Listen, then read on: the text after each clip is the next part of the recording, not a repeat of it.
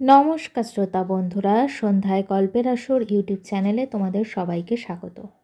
আজকের গল্প বিষকন্যা কলমের ইমা বিশ্বাস। লম্বা বিটসের হাড় দেখার ফাঁকে যখন একেবারে কান ঘেঁষে কেউ বলল, শিল্পীর পছন্দ কেবল শিল্প, তাই তো? তখন চমকে পিছন ফিরে তাকালো শিল্পী।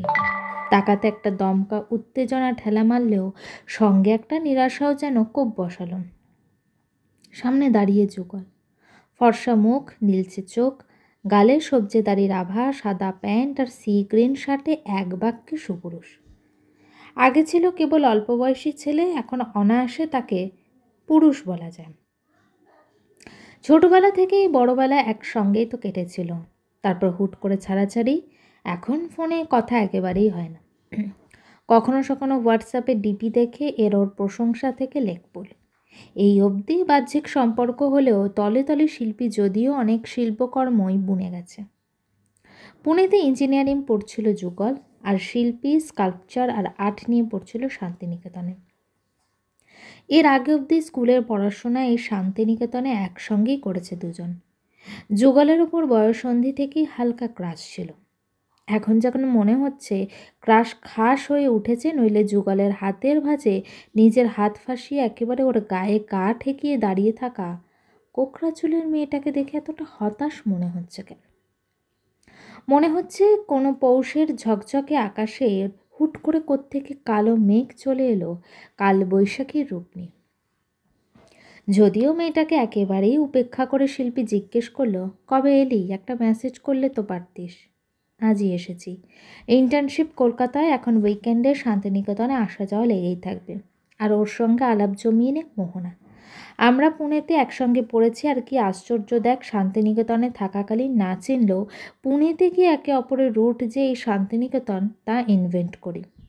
মোহনা আসলো। হাই শিল্পী। শিল্পী শুধুই হাসলো, আলাপে গেল না। মনোময় মলিন ঈর্ষা। ওরা হাঁটছে, সেদিকে তাকিয়ে রইল স্থির চোখে। যুগলের হাতের ভাঁজে হাত ফাঁসিয়ে কেমন যেন গায়ে পড়া নির্লজ্জের মতন হাঁটছে মেয়েটা, যেন এই বুঝি যুগল হাতছাড়া হয়ে গেল। মেয়েটা দুশ্চরিত্র। এই ধরনের গায়ে পড়া মেয়েদের খুব ভালো করেই চেনে শিল্পী। মনে মনে হাসে আবার, বলে, যুগল মহারাজ, আপনার কপালে ঢের দুঃখ আছে। বাড়িতে ফিরেও মন চড়ুই পাখির চালে ফুরুত ফারুত।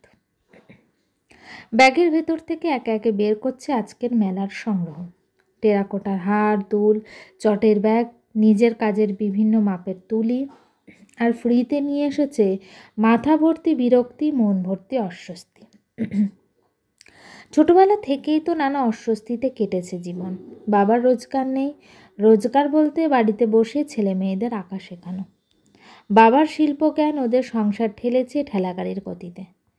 যদিও বাবার স্বপ্ন শিল্পীর নাম সারা বিশ্বে ছড়িয়ে যাক, ওর আঁকার বিস্তার হোক সারা দেশে বিদেশে, ওর আঁকার এক্সিবিশন হোক প্যারিসে, ইটালিতে, রোমে। নিজের অসম্পূর্ণ একটা স্কাল্পচার নিয়ে বসলো এবার। এক মগজ আর সামনে মুখ। বুদ্ধি আর বুদ্ধির প্রতিফলন ছিল বক্তব্যে। এখন বুদ্ধিটা শু না কু এটাই ভাবার। যদিও মন ভাবছে টুকরো গল্প, ফেলে আসা ছোটবেলা, ক্লাস 3-4 আরও।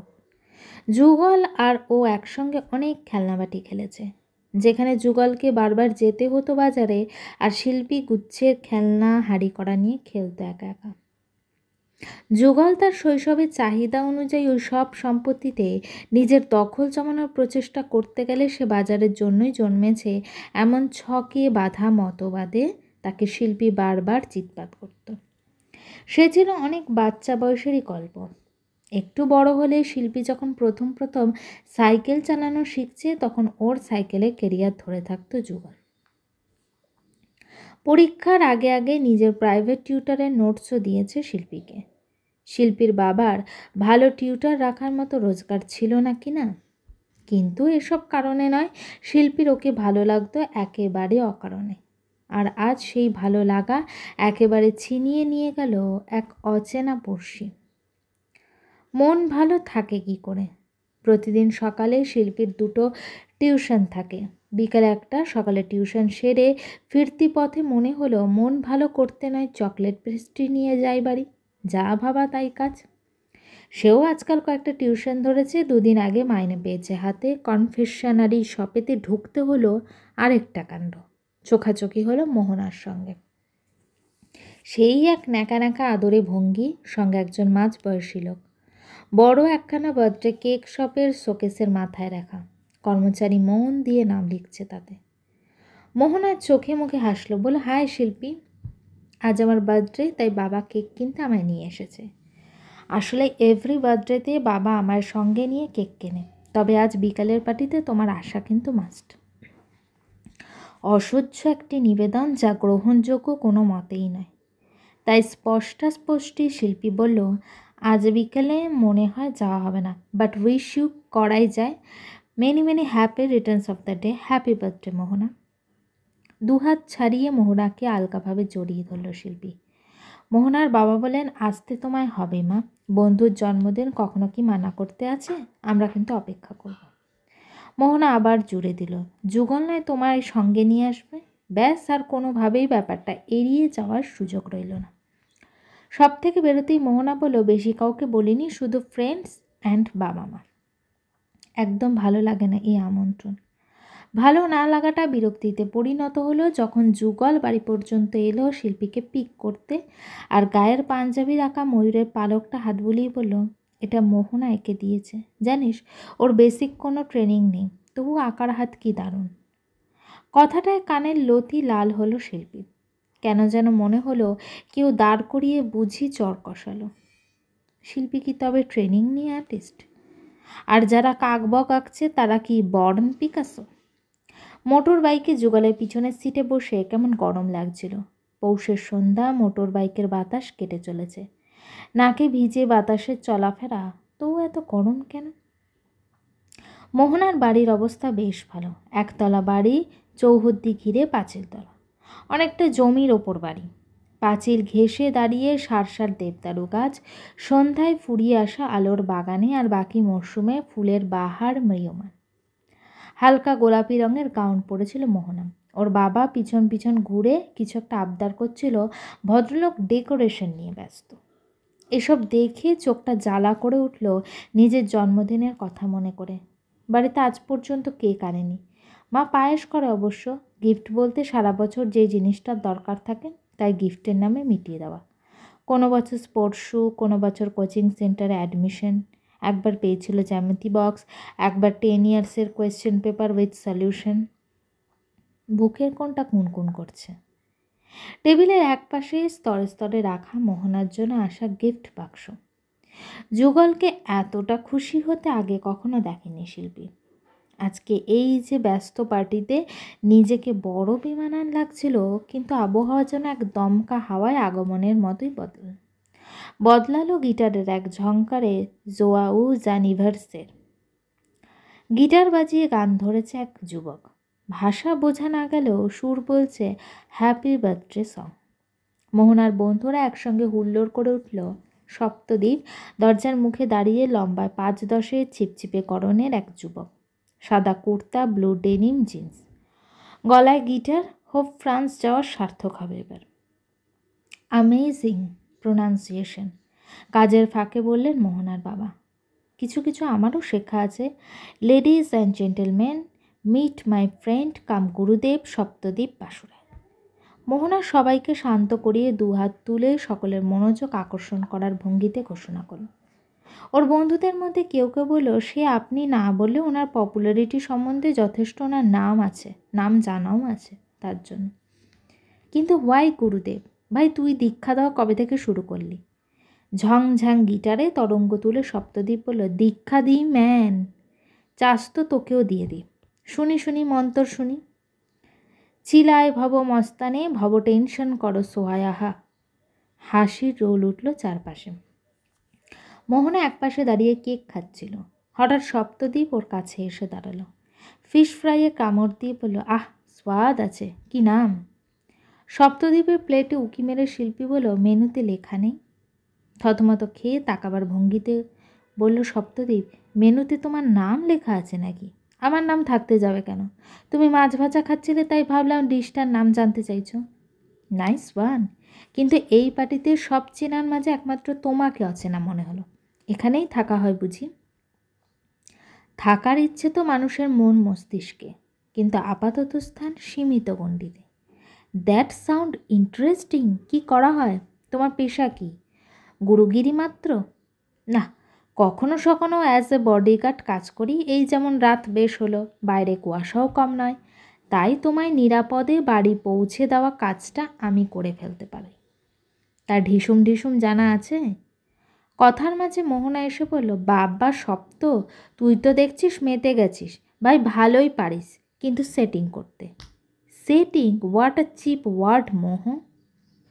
তারপর গোলমেলে আবার সব কথা চোখাচোখি হওয়া, হাসি ঠাট্টা, গান মিলেমিশে গেল। লাউড মিউজিকে উত্তাল নাচে মজল সকলে। যদিও শিল্পীর মাথার ভিতর রয়ে গেল সপ্তদ্বীপের রেশ। রেশ আর মোহর টানাটানিতে ঘটল আরেক ঘটনা। সপ্তাহ শেষে শিল্পীর মেজ মাসি ভর্তি হলো হসপিটাল। শিল্পী দেখা করে ফিরছে কি হসপিটালের দোতলার করিডোরে একেবারে থমকে দাঁড়ালো। মেন গেট দিয়ে হসপিটালে একতলার ফ্লোরে ঢুকে বিভ্রান্তির মতো এদিক ওদিক করছে সপ্তদ্বীপ। সাদা কুর্তাটা রক্তে ভেজা, একটা 7-8 বছরের বাচ্চাকে পাজা কোলে করে রয়েছে। ওয়ার্ড বয় একটা স্ট্রেচারে তাকে তুললেও ও রিসেপশনে ছুটল। নিচে দ্রুততায় নেমে শিল্পী ওর কাছে গিয়ে জানতে চাইলো, ব্যস্ততায় বলল, কি মুশকিল বলো দেখি। বলছে পুলিশ আসবে, তারপর এরা ট্রিটমেন্ট করবে। আরে ফার্স্ট এইডটুকু তো দিক, বাচ্চাটার জ্ঞান পর্যন্ত নেই। তোমার চেনাশোনা কেউ আছে? SI, inspector, commissioner, anyone? না।